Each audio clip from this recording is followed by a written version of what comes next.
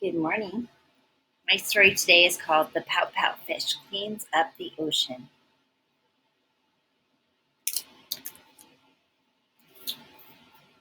I got this last year at the book fair. Do you remember the book fair at our school? Love the book fair.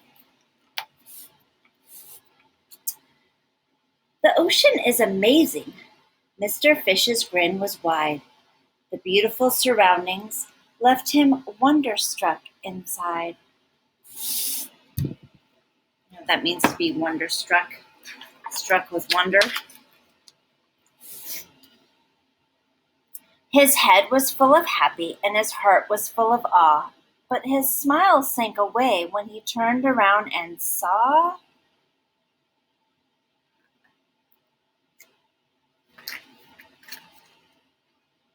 a big mess.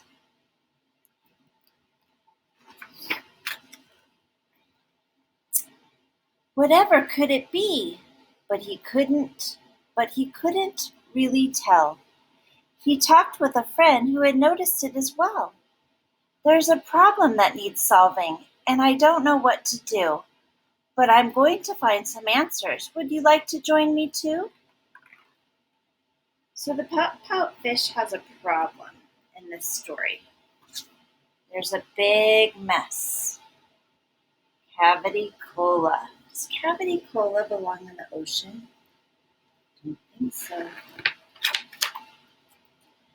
Absolutely, said Mrs. Shimmer as she grabbed a few supplies. They traveled to the mystery mess and see with their own eyes.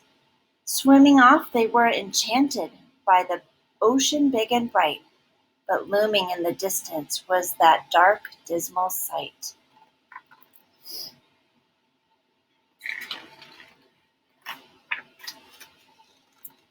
A big mess.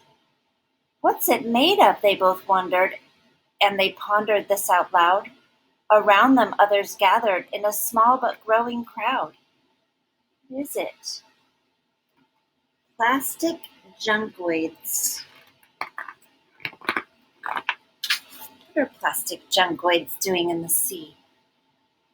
There's a problem that needs solving, and we don't know what to do, but we're going to find some answers. Would you like to join us too? Count us in, said Mr. Seahorse, and he powered up his rig. Enthusiasm bubbled. Yes, the group was getting big.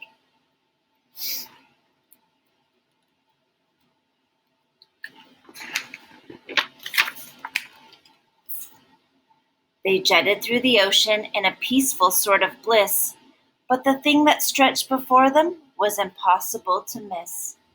The big mess. I keep saying that. A big mess.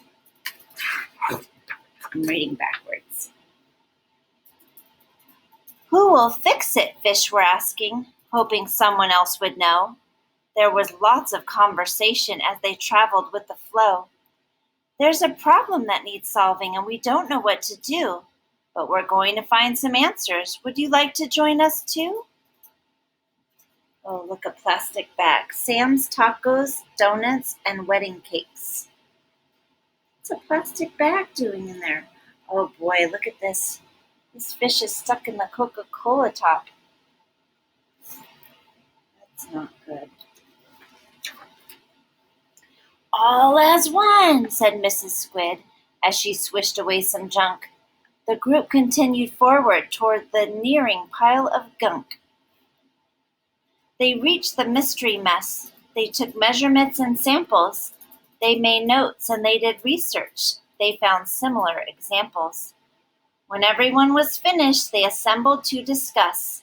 They came to one conclusion. The problem is us. We made the big mess. They froze in disbelief. Then they all began to shout, feeling troubled and uneasy, and some began to pout.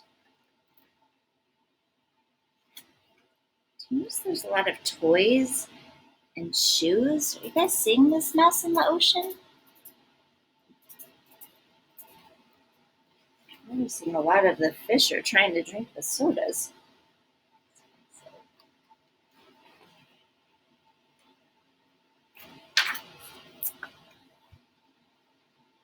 Were they stuck with this forever? Would it worsen? Would it grow? Mr. Fish was worried too, but there's one thing that I know. It's awful that we caused it, but this bad news can be good, for it means that we can solve it, if we all agree we should.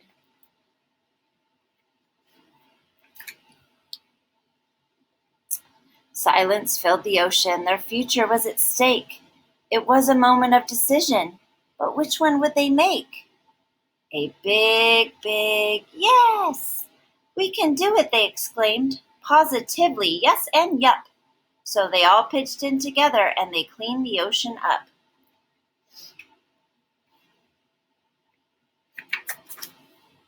Then they gathered up the garbage with the help of everyone. They worked to fix and remedy the damage that they'd done. Ooh, that's where the garbage goes, right? In the recycle bin. Then they talked about new habits, how to travel with less trace, and reduce their use of plastic and put trash into its place.